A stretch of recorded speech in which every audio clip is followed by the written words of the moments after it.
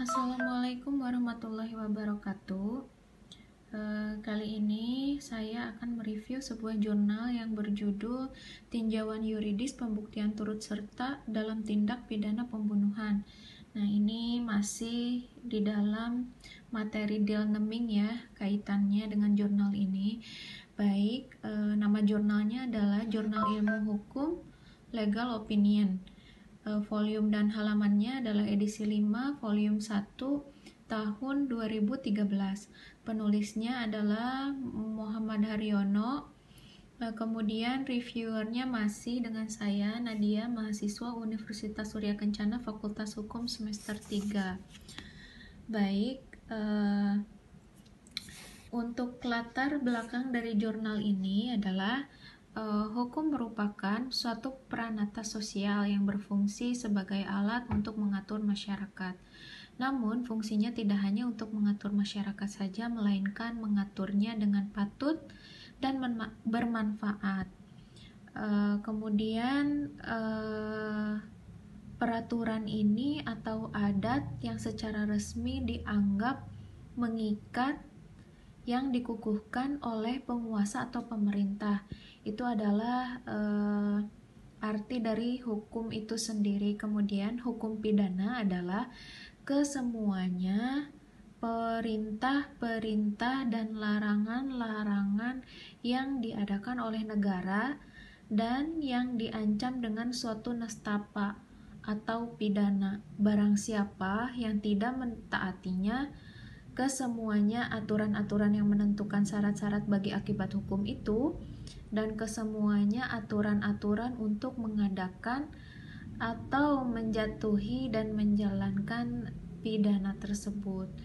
Kemudian, tujuan dilakukannya penelitian ini adalah untuk mengetahui bagaimana turut serta melakukan tindak pidana menurut KUHP dan bagaimana pertanggungjawaban pidana dan praktiknya pada turut serta melakukan tindak pidana.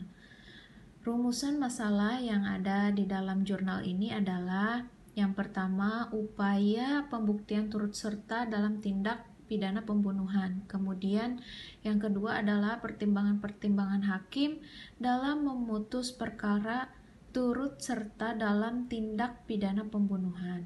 Kemudian metode yang digunakan oleh penulis adalah penelitian hukum normatif, dan hasil penelitiannya diantaranya adalah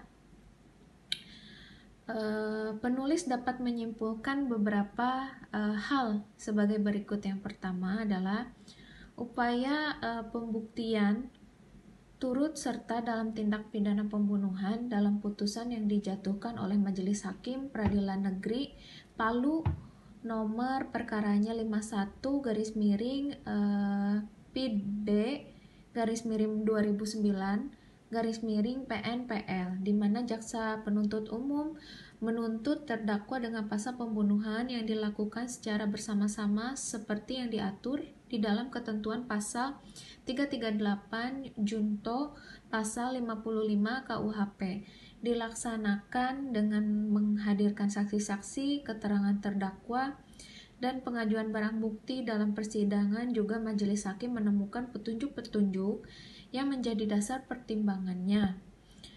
Nah, dipaparkan juga di dalam unsur-unsur pasal 338 junto pasal 55 KUHP ini dengan mencocokkan rumusan pasal tersebut, sehingga kemudian dengan keyakinan majelis hakim menyatakan terdakwa Hasanuddin Daeng Siki dan Riki Daeng Mesang telah terbukti secara sah meyakinkan bersalah telah melakukan tindak pidana pembunuhan.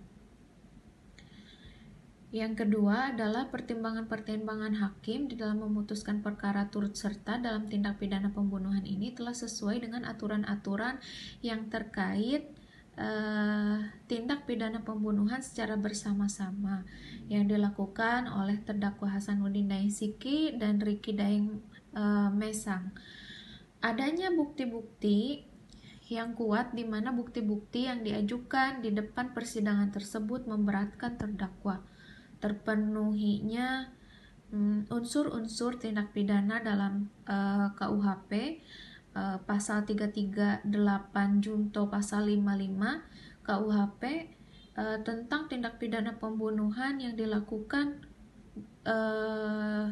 dilakukan bersama-sama yang didakwakan jaksa penuntut umum, terpenuhinya pasal 183 KUHP yang mengharuskan hakim mempertimbangkan dua alat bukti yang sah di hadapan persidangan ditambah keyakinan darinya untuk memutus suatu perkara apakah telah terjadi atau tidak terjadi suatu tindak pidana dan apakah terdakwa bersalah atau tidak atas tindak pidana tersebut.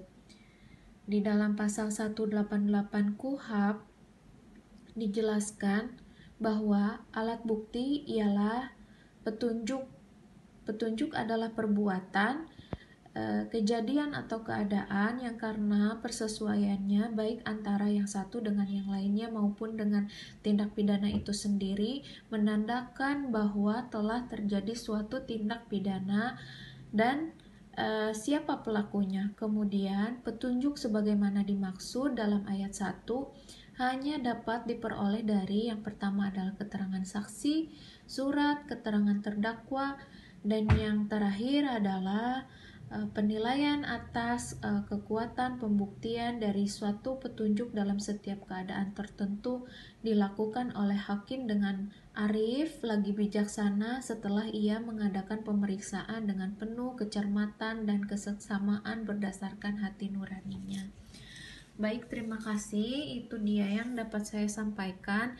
Wassalamualaikum warahmatullahi wabarakatuh.